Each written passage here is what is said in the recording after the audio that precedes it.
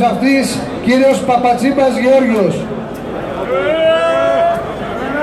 Συναδέλφισες και συνάδελφοι, σήμερα διαμαρτυρόμαστε, εκφράζουμε οργή και αγανάκτηση για αυτούς που μας κορόιδεψαν, μας εξαπάτησαν, μας πρόδωσαν χειρότερα από οποιονδήποτε άλλο στο παρελθόν.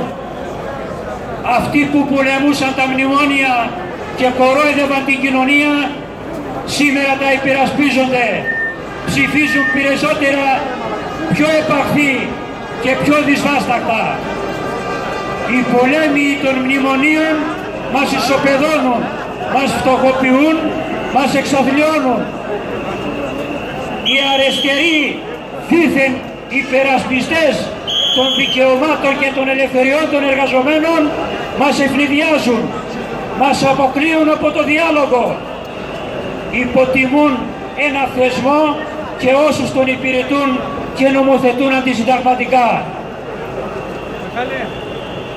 Αυτοί που φώναζαν και ορίονταν για τις δικαστικές αποφάσεις και ειδικότερα του Συμβουλίου της Επικρατείας, σήμερα τις ξέχασαν.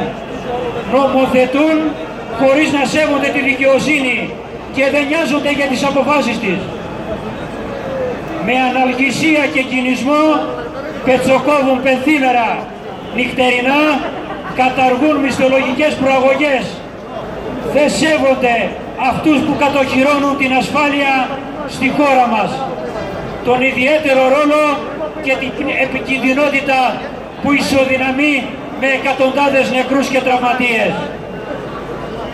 Αν θέλουν έστω και τώρα να ακούσουν και να κατανοήσουν, να αποσύρουν τώρα το μισθολόγιο που φέρει τη σφραγίδα της αναξιοπιστίας και της αναλγησίας τους.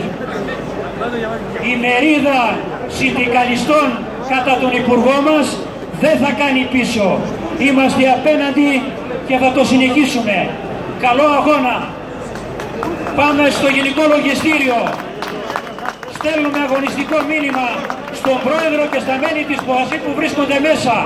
Αναμένουμε τον Υφυπουργό Οικονομικών που δεν μπορεί να κρύβεται άλλο.